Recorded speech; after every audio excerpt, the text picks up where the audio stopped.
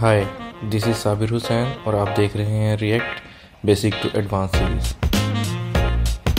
उसके बाद next topic है हमारे पास लाइफ साइकिल मेथड्स।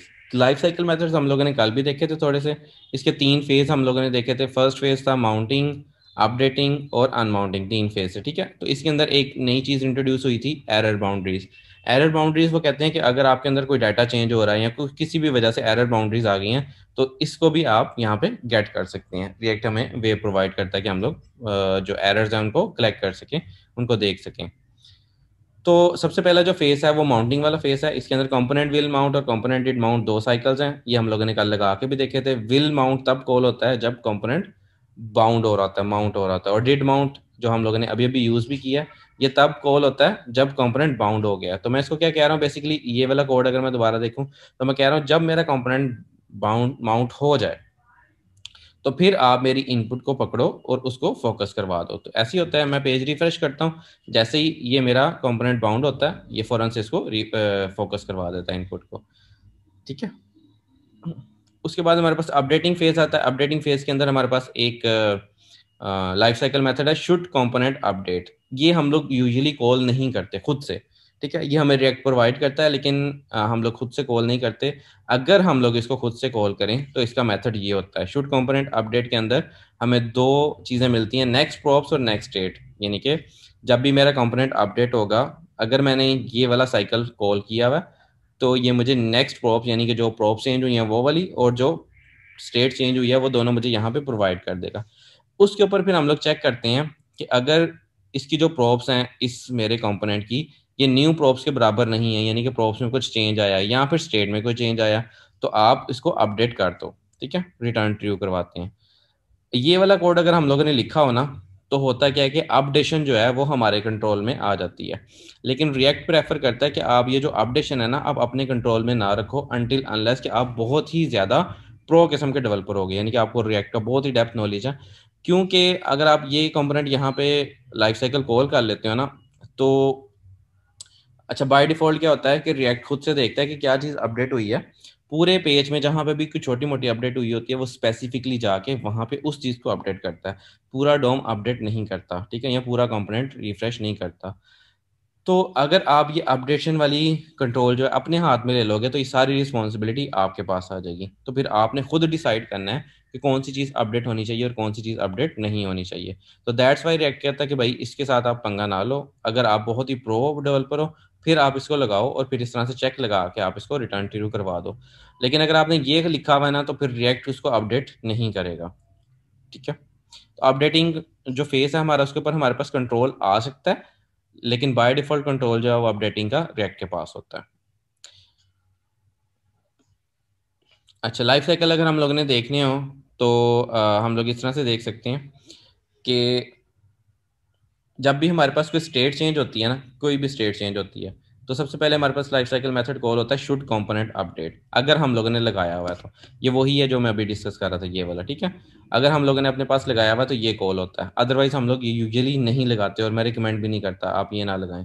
अच्छा, अगर हम इसको स्किप करते हैं तो जब भी हमारे पास स्टेट चेंज होगी, जब भी स्टेट चेंज होगी तो कंपोनेंट विल अपडेट, रेंडर और फिर कंपोनेंट डिड अपडेट, ये 3 हमारे पास मेथड कॉल होते हैं। तो इनके थ्रू हम अपने कोड को वो कर सकते हैं, चेंज कर सकते हैं, वट एवर जो भी हम लोगों ने लगाना। लेट्स से कि मैं कहता हूँ जब भी कंपोनेंट अपडेट हो आप ये काम कर दें, तो मैं कंपोनेंट विल अपडेट के अंदर करवा सकता हूँ, या रेंडर के अंदर करवा सकता हूँ, या फिर कंपोनेंट डिड अपडेट के अंदर तब करवा सकता हूँ कि जब मेरी अपडेशन कंप्लीट हो जाए, ठीक है। तो तब आपने कुछ करवाना हो तो आप फिर इस लाइफ साइकिल के अंदर करवा सकते हैं। लाइफ साइकिल लिखने का तरीका बिल्कुल सेम है, जैसे ये है ना कंपोनेंट डिड माउंट, इसी तरह से मैं यहाँ पे कोई भी लाइफ साइकिल मेथड यहाँ पे लिख सकता हूँ इजीली। मैं लेट से मुझे चाहिए component did update, so that's it. और यहाँ पे मैं अपने पास कोड लिख सकता हूँ, कुछ भी जो भी मैंने अपडेट करवाना है, ठीक है।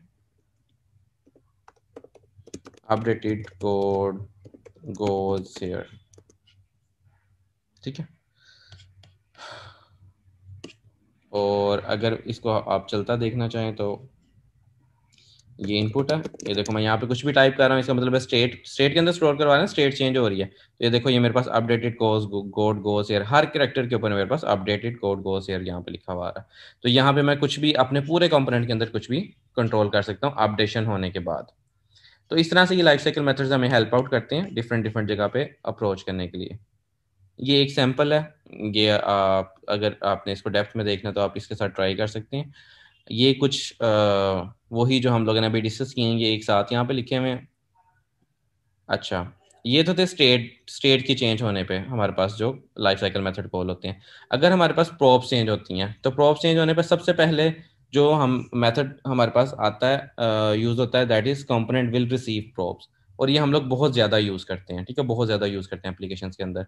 जब भी हमारे पास प्रॉप चेंज होगी सबसे पहले हमें कंपोनेंट विल रिसीव के अंदर रिसीव होती है, और उसकी बेस के ऊपर फिर हम लोग अपने चेक लगा के आगे कोड को अपडेट कर सकते हैं। बाकी सारे मेथड वही हैं, ठीक है। शुड कंपोनेंट अपडेट अगर लगाया हुआ है तो इसके पास कंट्रोल जाता है, ठीक है। अगर अगर नहीं लगाया, यूजुअली हमने नहीं लगाया होता, तो सीधा कंट्रोल कंपोनेंट विल अपडेट के ऊपर जाता है। ये हम लोग डिस्कस कर चुके हैं, रेंडर भी डिस्कस कर चुके हैं और कंपोनेंट डेटा अपडेट भी कर चुके हैं। अच्छा, एरर बाउंड्रीज के अंदर भी हमारे पास एक ये कंपोनेंट डिड कैच का आता है लाइफ साइकिल मेथड। ये हम लोग एक नेक्स्ट लेक्चर के अंदर इसको थोड़ा डिटेल से भी देखेंगे। For now it's a life cycle method. जब भी हमारे पास एप्लीकेशन में कोई एरर आता है तो हम लोगों को ये दो पैरामीटर्स इसके अंदर, एरो और इन्फो, ठीक है। तो ये एरर के अंदर हमें एरर थ्रो कर देता है, तो हम लोग उस एरर को फिर चेक कर सकते हैं फर्दर। और कंपोनेंट विल अनमाउंट, ये हम लोगों ने ये कल भी यूज़ किया था। जब भी हमारा कंपोनेंट अनमाउंट हो रहा हो और हम लोगों ने कुछ मेमोरी क्लियर करवानी है, कुछ रिफ्रेश करवाना, तो फिर हम लोग इसके थ्रू कर सकते हैं।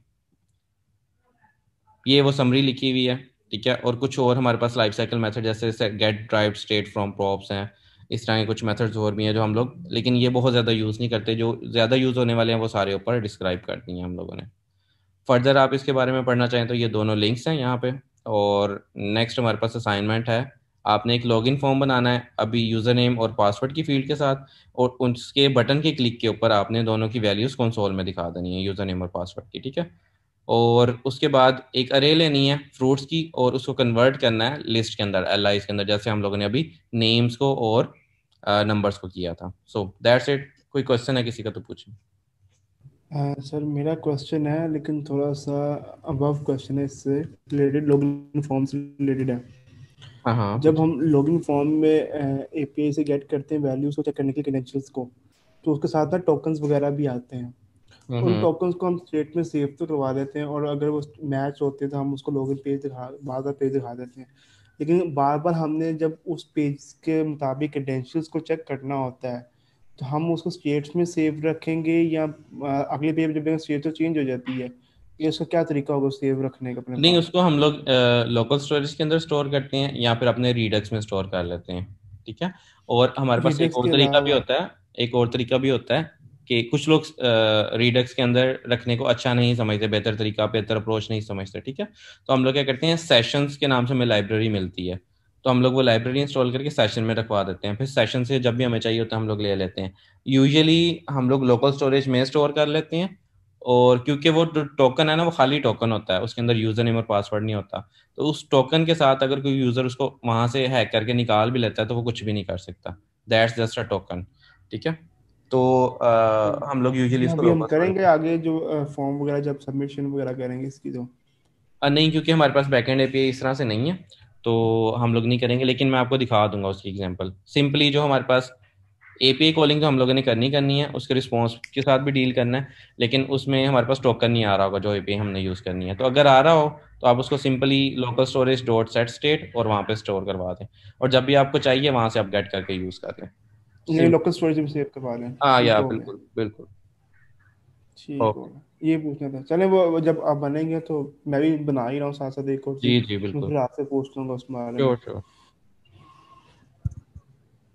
चलें, ठीक है, क्लोज करते हैं फिर आज का लेक्चर। Thank you. अल्लाह हाफिज़। ना।